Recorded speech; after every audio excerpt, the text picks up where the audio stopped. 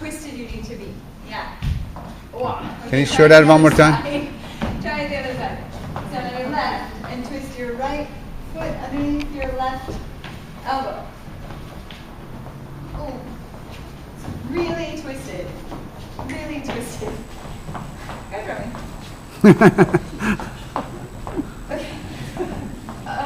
Okay. Okay. So watch out. That's not twisted.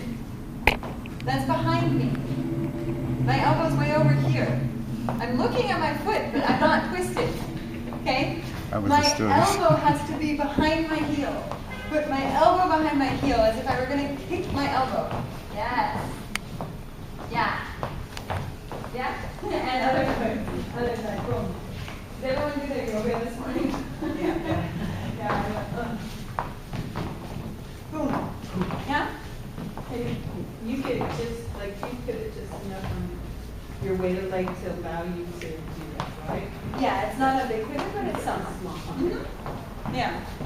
And you can also do a boleo al piso. If you don't feel up to doing a really big one all the time, you can do a boleo al piso, which is to the floor, where it's not as hard on your body, but you still get the same idea of the twisting.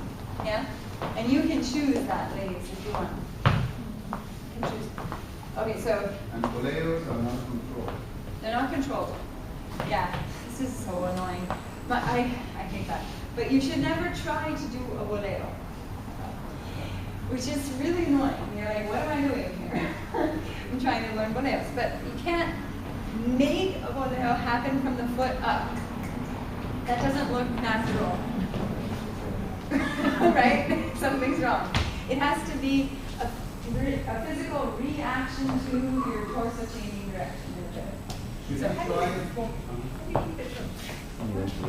pushing the lower back? I think you get used to it.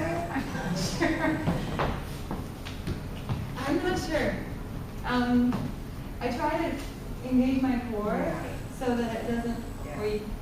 Oh, lean it? Okay, so I was listening. There's a There's a natural timing. It doesn't work if you do it too slowly. Yeah. So what I'm trying to do is let my leg be free and keep everything else as unaffected as possible.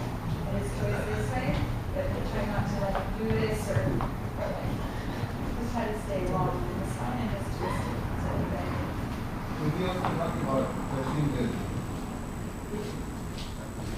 knee touching the socket? Oh, okay. Yeah. So the knees should be. Well, there are two different ways to do boleos. One is that the knee is behind the other knee. So like this. This is the most conservative boleo al aire. So it's in the air. So the most conservative boleo is here. Then the next one is here, and the next one is here, where my knees aren't together anymore. Oh, I see.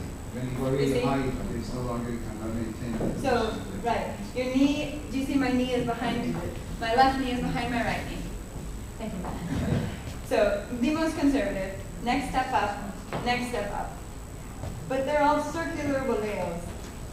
All of those are just different extensions. Juana does, oh God, I love Juana's boleos. And you don't have to have, I mean, to me, that's a good technique to have. It just gives you a point of reference. So if you forget everything else, just if you make sure those are touching, you have a good standard boleo.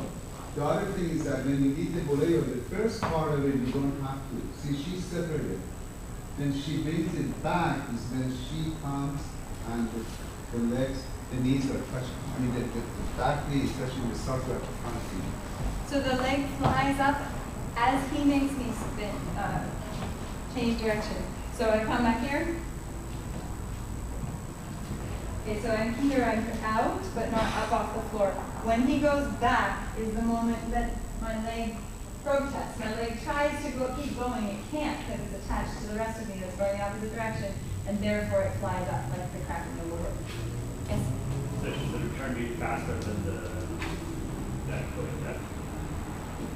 Oh, you mean if they're unsymmetrical, you mean the coming back is faster than going in? Yep. It's a ba. A ba. The accent is coming back and it's sharp. Yeah. Actually, the one that you have to be is when you bring it back, because sorry, I picked the Ballroom because just to be consistent. So I can go really slow here and then make the fast bolero coming back.